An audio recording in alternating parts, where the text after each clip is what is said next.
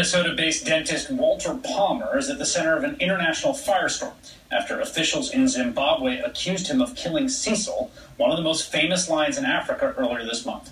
Conservation officials this morning said the 55-year-old American tourist paid two men to lure the big cat out of a protected game preserve in northwest Zimbabwe using bait, then shot the famed lion with a crossbow, tracked it for some 40 hours, and finished it off with a gun. The 13-year-old lion's body was found skinned and beheaded, according to officials.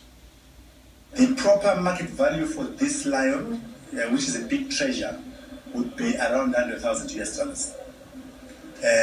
Information so far received shows that there was money which was exchanged to the tune of around 55,000 US dollars.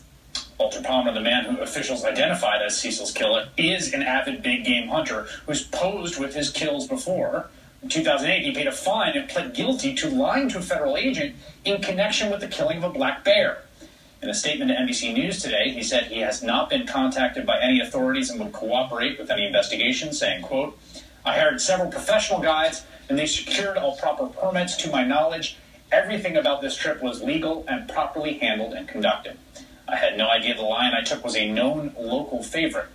Since his name was released this morning, his office has become a makeshift memorial to the dead lion.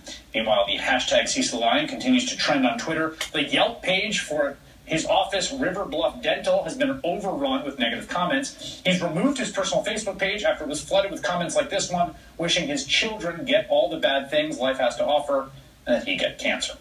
Joining me now, Jeff Flocken from the International Fund for Animal Welfare.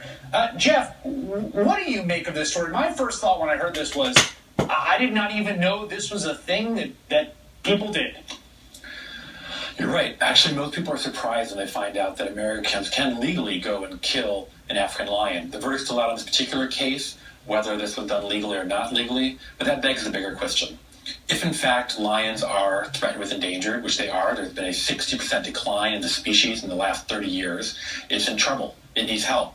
Why are we allowing Americans or other citizens of the world to go out and kill them for sport?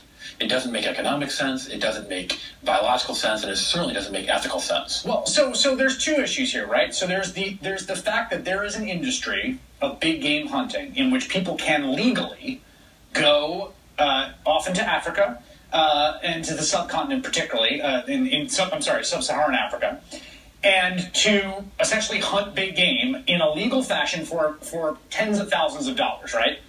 Absolutely, and that's not just African lions, but includes endangered species like African elephants and rhinoceros, as well as species that we believe are in great decline, like leopards or giraffes.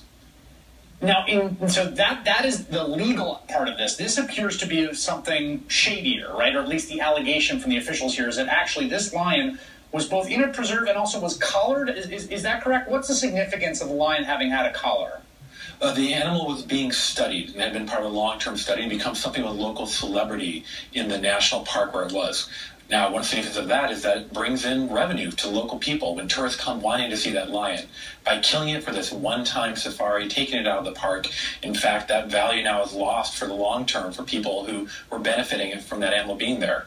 And we learned again and again from polling and from the economics of the situation that people will pay to go see animals on safari. The majority of them do not want to see them killed. They want to see them take pictures. Nature safaris bring in between 3 and 15 times more income than any hunting safaris in Africa. What do you attribute? Obviously, there's a frenzy right now, and I just want to say for the record that I don't think people should be, wishing this person gets cancer, etc. Like there's a justice system, and he may be extradited. Zimbabwe has been talking about that. There's actually an extradition treaty, if I understand this correctly. But what do you account for the kind of just total comprehensive revulsion that people have at learning this story? People love wild animals, and polls have shown up to 80% here in America, when polled recently, said that they do not want to see imperiled species killed for sport. So there's a backlash when this happens. I also don't want to see individuals targeted. What I'd like to see, though, is the system change so that people don't hunt endangered species like rhinos, like elephants, like lions. This is 2015. We don't have to kill an animal to save it.